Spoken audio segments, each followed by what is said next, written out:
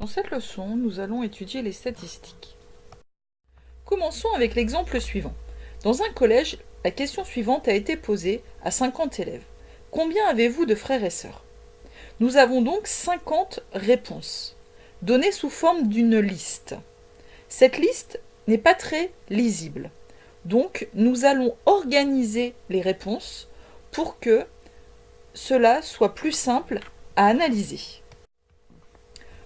Pour cela, on peut construire un tableau d'effectifs pour une meilleure lecture des données. À la première ligne du tableau, on indique les différentes réponses à la question posée. Quand on regarde les différentes réponses données, nous avons comme réponse 0, 1, 2, 3, 4, 5 et 6. À la deuxième ligne du tableau, nous écrivons ce qu'on appelle l'effectif. L'effectif, en statistique, c'est ce qu'on appelle un nombre 2. Ici, c'est le nombre d'élèves qui a donné chaque réponse. Première colonne, nombre de frères et sœurs 0. Il y a 15 élèves qui ont répondu cette réponse. Il y a donc 15 élèves qui ont 0 frères et sœurs. Pour la réponse 1 frère ou sœur, 16 élèves ont répondu ainsi. Pour 2 frères et sœurs, il y a 8 élèves qui sont concernés. Ensuite, il y a 6 élèves qui ont 3 frères ou sœurs. Il y a 3 élèves qui ont 4 frères et sœurs, un élève qui a 5 frères et sœurs et un élève qui a 6 frères et sœurs. Nous avons rajouté une colonne au tableau pour le total. Quand on ajoute les effectifs, 15 plus 16 plus 8 plus 6 plus 3 plus 1 plus 1, on obtient 50. On appelle ça l'effectif total qui correspond au nombre total de réponses. On avait posé la question à 50 élèves. Ici, l'effectif total est de 50.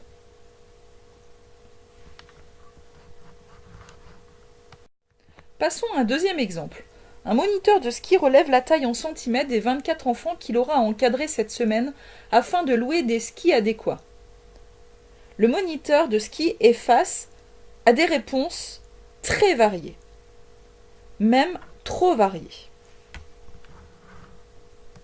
Dans ce cas, on peut les regrouper par classe afin de simplifier leur interprétation. La première classe correspond aux enfants qui ont une taille comprise entre 110 et 120 cm. La deuxième classe, entre 120 cm et 130. La troisième classe, entre 130 et 140. Et enfin, la quatrième classe, entre 140 cm et 150 cm. À noter, le symbole inférieur ou égal est le symbole strictement inférieur. Je m'explique. Dans la première classe, la taille doit être supérieure ou égale à 110 et strictement inférieure à 120.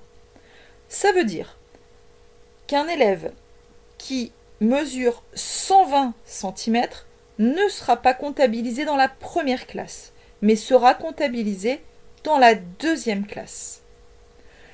L'enfant qui mesure 130 cm sera comptabilisé dans la troisième classe et l'enfant qui mesure exactement 140 cm sera comptabilisé dans la quatrième classe.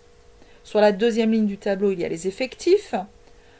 Alors, pour la première classe, donc il faut compter le nombre d'enfants qui a une taille comprise entre 110 cm et 120. Il y a 3 enfants. Celui qui mesure 118, il y en a un deuxième qui mesure 119 et un troisième qui mesure aussi 119. D'où un effectif 3 pour la première classe. Ensuite, il y a 8 enfants qui ont une taille comprise entre 120 et 130 cm, 9 enfants qui ont une taille comprise entre 130 et 140, et enfin 4 enfants qui ont une taille comprise entre 140 et 150. Faisons la somme des effectifs, 3 plus 8 plus 9 plus 4, on retrouve 24. L'effectif total est de 24. De toute façon, le moniteur avait relevé la taille des 24 enfants. Donc il y avait 24 tailles différentes. Passons maintenant au calcul de la moyenne d'une série statistique. Prenons comme exemple des notes obtenues par Thomas en mathématiques. Thomas a obtenu 9, 12, 4 et 13. Pour calculer la moyenne de Thomas en mathématiques, on va faire le calcul suivant.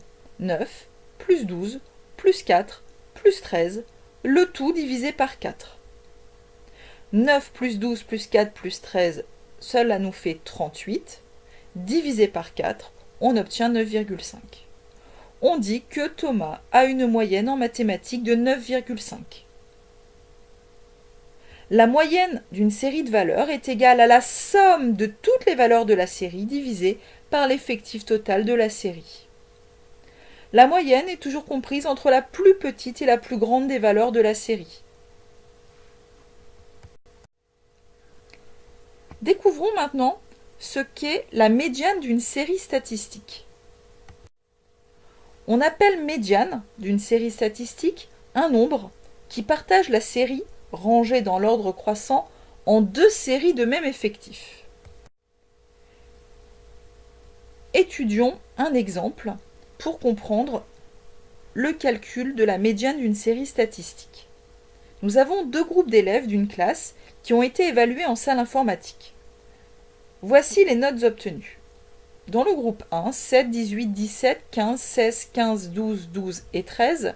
Et dans le groupe numéro 2, 9, 14, 16, 15, 16, 11, 12 et 11. Pour calculer la médiane d'une série statistique, il existe deux situations différentes. Soit l'effectif total de la série statistique est impair, comme pour le groupe 1. Soit l'effectif total est pair, comme pour le groupe 2. Nous allons étudier les deux situations.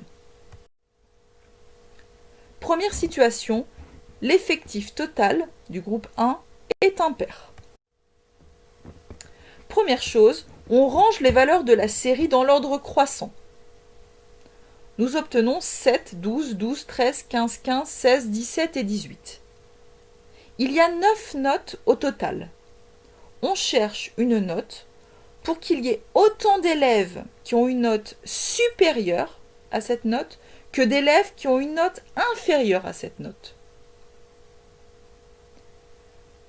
Pour un effectif total de 9, eh bien en fait on met 4 notes d'un côté, 4 notes de l'autre côté, ça nous fait 8 notes.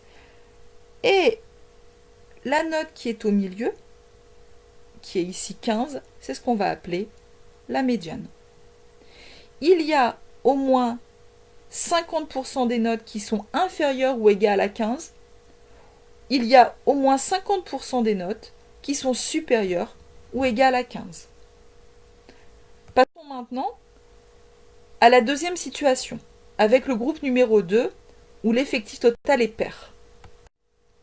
Donc de même, on range les valeurs de la série dans l'ordre croissant. Cette fois-ci, il y a 8 notes au total. Et on cherche à partager cette série en deux séries de même effectif. 8 notes au total, on met 4 notes d'un côté, 4 notes de l'autre côté, et on regarde ce qu'il y a entre les deux.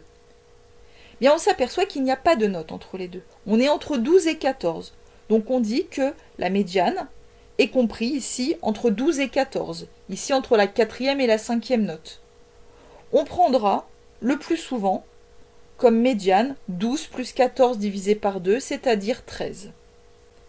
Et on peut donc affirmer qu'il y a au moins 50% des notes qui sont inférieures ou égales à 13 et 50% des notes qui sont supérieures ou égales à 13.